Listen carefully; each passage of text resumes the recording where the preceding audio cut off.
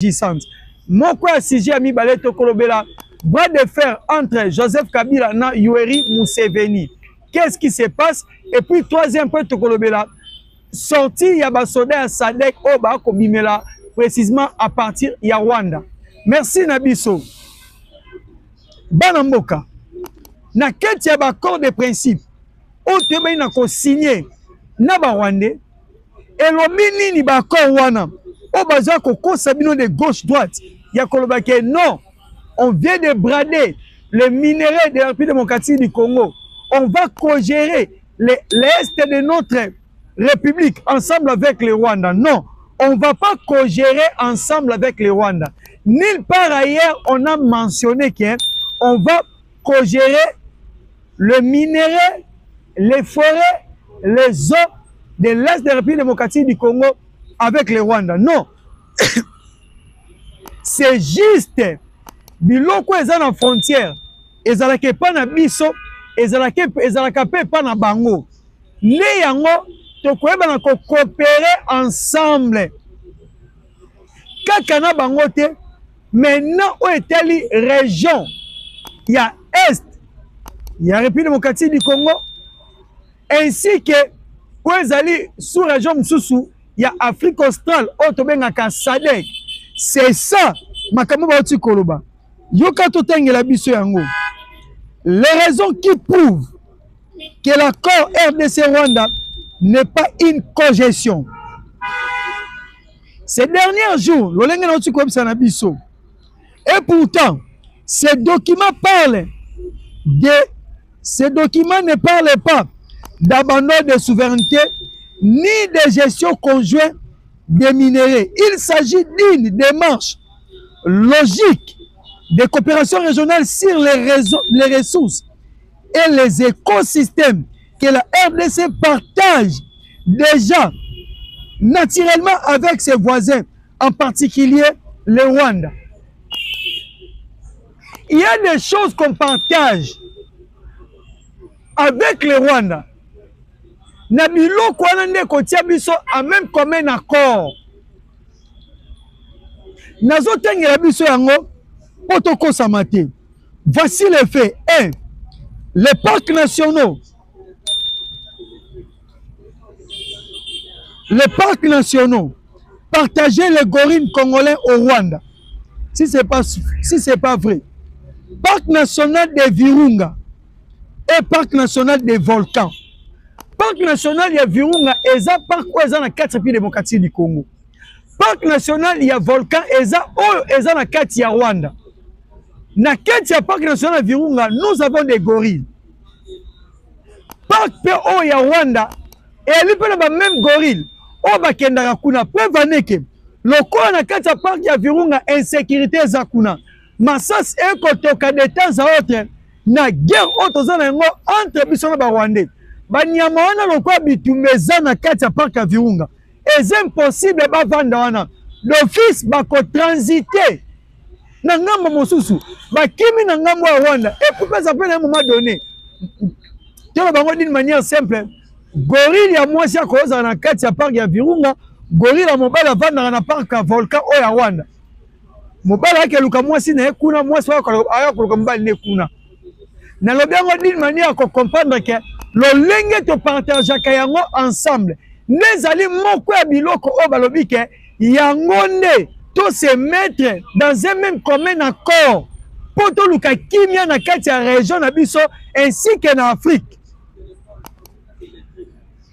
Deuxièmement, dans les conflits de Nord qui attaquent du M23 RDF, ces gorilles traversent vers le Rwanda pour se mettre à l'abri, comme cela a été documenté par plusieurs ONG de conservation.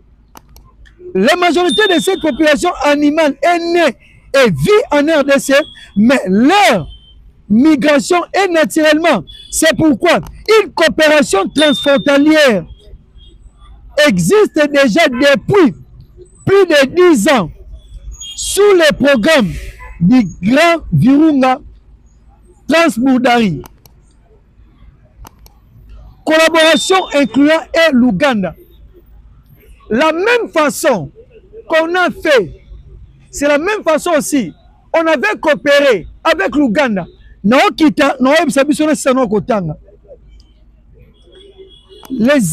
Ces immigrations naturelles, elles ne peuvent être contrôlées sans coopération régionale solide. Le Rwanda, malgré la taille minuscule de son parc de volcans, gagne chaque année plus de 25 millions de dollars grâce à l'écotourisme autour des gorilles. Il s'agit ici d'une gestion concertée d'un écosystème naturel partagé dans les intérêts de tous, mais surtout dans les intérêts de la RDC qui est principalement réservée des biodiversités de la région. Deuxième chose, parc de la Rubavu, Ruzizi, la région autour de la rivière de Ruzizi, qui fait frontière entre les deux pays et aussi avec le Burundi, est une zone humide riche en biodiversité propice une gestion écologique concertée. Pour le président Félix Tshisekedi, soutenir cette clause, c'est valoriser les richesses naturelles congolaises, attirer des financements internationaux pour la protection de la nature et bâtir un autre pilier de développement en dehors des mines. 2. Des centres hydroélectriques. Déjà, projet conjoint. Pourquoi les centres hydroélectriques déjà projet conjoint? Hier on expliquait qu'il y a un mais laisse-nous expliquer. Na barrage de mise au Ruzizi ya courant. Ba Rwandais peuvent contribuer. Chose vraie à retenir. Naleki nanga. Ruzizi géré par la SNEL RDC. Voilà Ruzizi M. Ruzizi D, projet conjoint entre la RDC et le Rwanda. Ruzizi 3, développement projet régional soutenu par la Banque africaine de développement en sigle BAD et la Banque mondiale.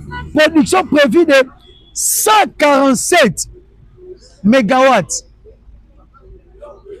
Importance stratégique.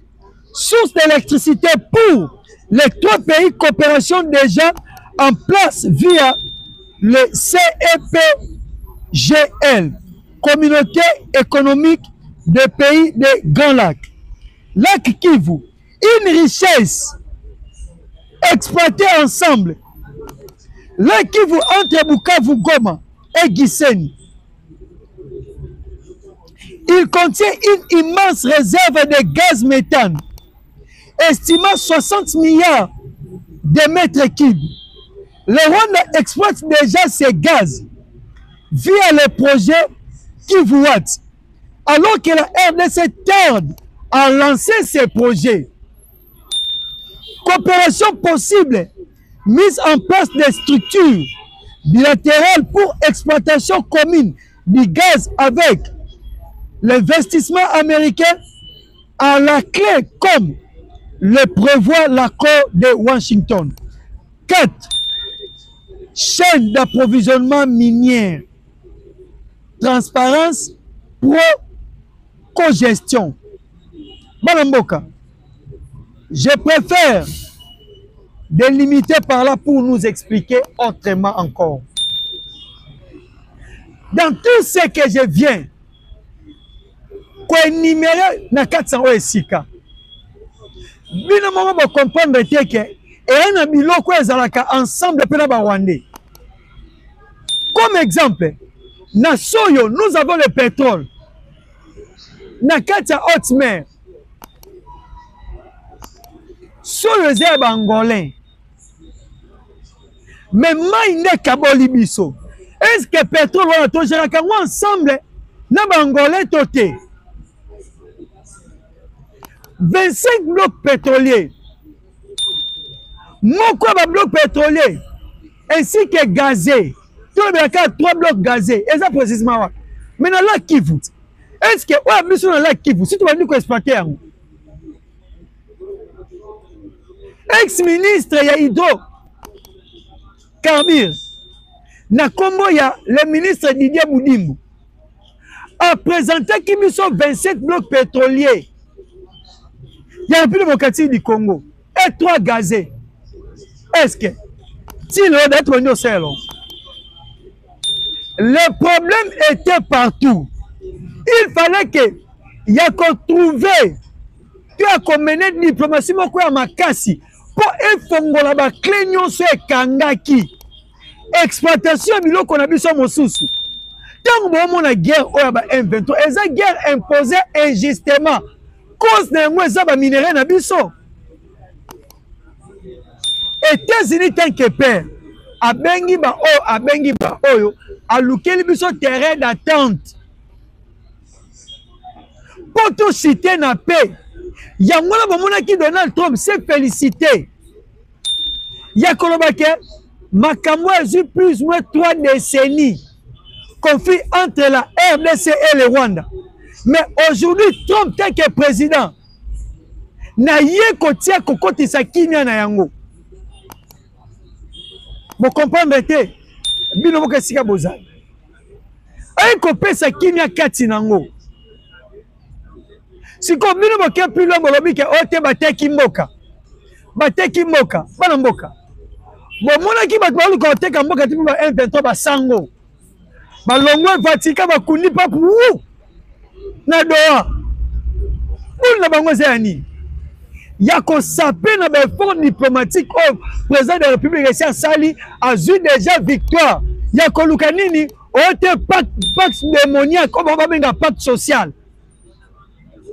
parce que démarche à président de la République et mettre bananga à l'écart et tel ici bango ke bali bandoki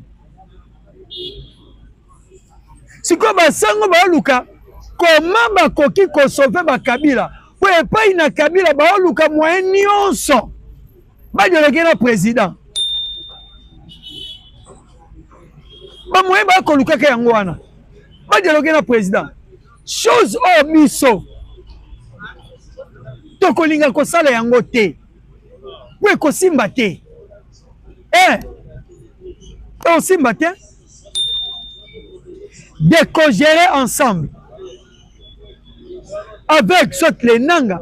Parce que le projet de Nanga, c'est d'intégrer les M23 dans la grande bazar contre la carte armée. On se bat contre le pacte social. Et puis, on contre la corruption.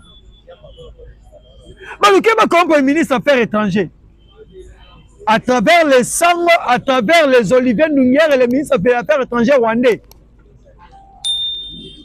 Mais tous les manœuvres qu'ils ont préparées ont échoué.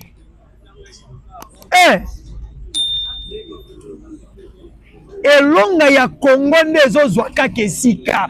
Ba osala ba complot nyonso pona ko détruire mboka o, mais ba ko longa kaka te. Bon like bo partager bo s'abonner. Yango moni loko ba moni ke président de fort naye a même makambo tina dernier niveau aux États-Unis et mon bimi médiateur et puis biloko nyos balonaki bon te koyoka hier plus de 40 camions bakangi na ba francs congolais wapi na kingakati non Kivu kuna précisément ba chef de nango Goma Bukavu bananga basali ba faux billets pona koluka comment ba ko récupérer dollars na maboko ya bato et puis dès que franc congolais a kebelé na marché inflation monétaire ekosalema bane bando provoquer yango et ça ba Kabila yo zimbongo ko za pa na possession bana mboka ba vivre une économie où est stable ozoke komomba ona kingakati pour ça la nini ozi minuki boloni kuna nyoso na destruction ya vie peuple congolais bozalaki ya bino moko na constitution na bino bokoma mpo biso ovote yango te ote mutu moko te akoki lisusu kozwa pouvoir na manduki yo ancien président oza protégé na nyonso eza ya mboka osali première interview ya Nzadi ote les M23 sont l'aspiration du peuple congolais. Comment un groupe rebelle, un groupe de génocidaires, et qu'on a la volonté des Congolais. Et pour insister, il faut bon dialoguer avec le président. Il y a un peu de basango, mais basango, il y a un peu de Qatar, et si échoué.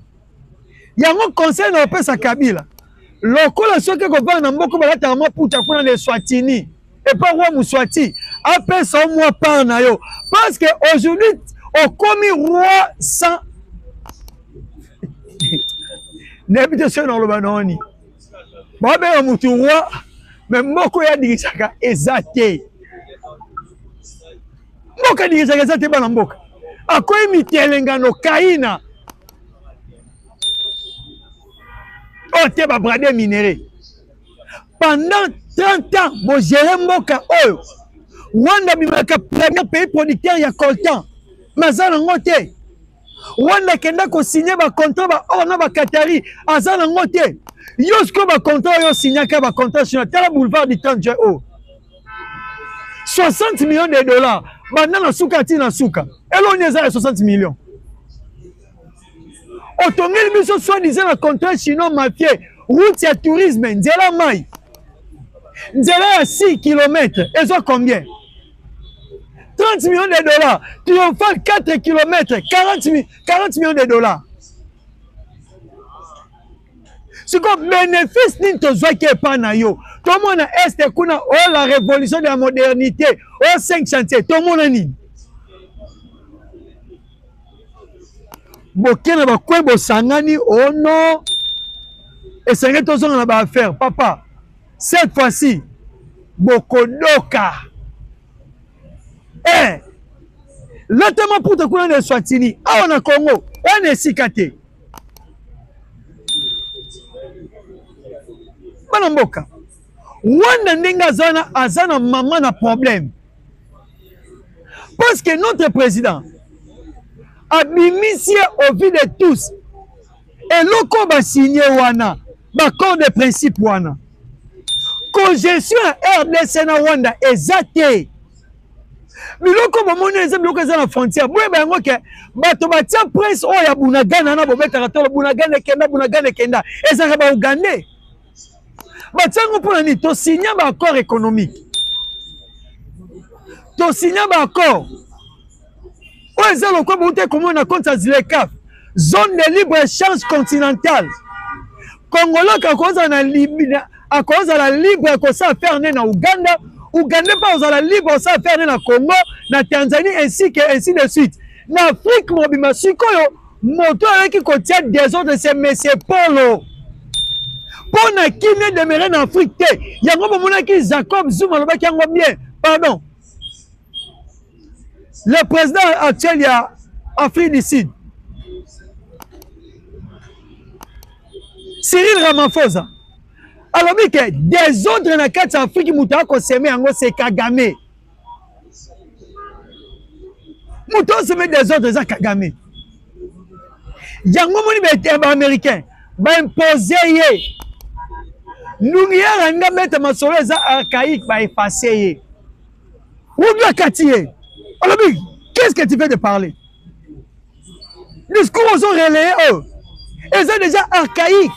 Et sur la tête, monde m'a fait comprendre que vous êtes des génocidaires. Mais tout le monde moyen ni beaucoup qu'on bande. FDLR, le FDLR n'existe pas. Tandis que l'ambassadeur y a Rwanda, Vincent Karega, alors bien. Avec la mutualisation, la coopération que nous avions fait avec la République démocratique du Congo, nous avons réussi de neutraliser les FDLR. Et les FDLR qui sont restés, bakoki jamais qu'inquiéter Rwanda. Alors, yo ba discours le Karanéango que FDLR existe, FDLR ba kobika, parce que ne sikani. lelo discours alukuta na monde emonani bato banso ba comprendre oh wapi ezali ba rwandais bo like bo partager bo commenter bato nyonso ba comprendre bango. Thérèse Kaikwamba ye asali discours moko modéré, discours moko convaincante et mettre makambo nyonso sur la table. Raison pour laquelle Trump a se félicité parce qu'à travers lui, la paix doit régner en Afrique. Or, la paix en Afrique peut régner. Il faut que le Congo soit en paix. Le développement de l'Afrique se trouve au Congo. Franck Fanon Loba, l'Afrique a la forme d'un revolver, dont la gâchette se trouve à l'époque Zaïre, mais aujourd'hui c'est au Congo. Si qu'on bras de fer, il y a Kabila na Museveni. Tout qui est dans le Lombango. Kabila pense que Museveni Mongo a corrompu les généraux na biso.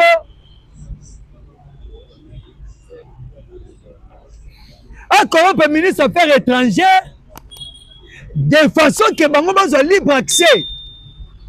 Yokota Kisangani, Walikale, Uvira, pour le bango na Tanganyika. Pas mboka. Museveni ameli Kabila mbongo. Eh, webeke kende kuna. Museveni ameli mbongo. Comme la ameli mbongo, et pesi Kabila palpite. Abengi Museveni c'est pas question. Ya komundisa RDC lisusu. Eh, aimisi na ye. Yo kama kamukene rugaba lobi. Félix Antoine Tshisekedi Tshilombo, c'est mon grand frère. La RDC et l'Ouganda, ils ont une bonne relation. Et Kabila bi vieux, makamni ozoyo kisanga. Alobi na ye makambo bundisa Kongo ezate, makambo kisanga di bobo sana. Kabila bi te, tianga kasilanga na pesa ki o corrompre. Museveni monsieur, papa, soko sengi lisusu mbongo. Oko zanga kotiete makolo na Uganda to na Rwanda. Et puis nga moko na okoma mutalibosi ko luka na kangalo na estrado na Congo. Mona maya sili mayele. Kabila ko mitelengano alatini puta ne Swatini. Fumu. Roi sans pays. Eh, Balamboka, je pense que émission à Lingonga, Topé, télévision à Lingonga, Bako Salabiso déjà signe pour te banakochité. Et à l'île Makamoto, la station sécuritaire, mais dans le journal, il y a des places au Wapi, Tokoya Kolobanabino Yango. Je pense que Bisika Bozalaki, Tikanzambe apambola bino tokokutana na mokolo ya sima pona ko expliquer makambo ezopela na Est démocratique du Congo o etali situation sécuritaire. Merci na biso.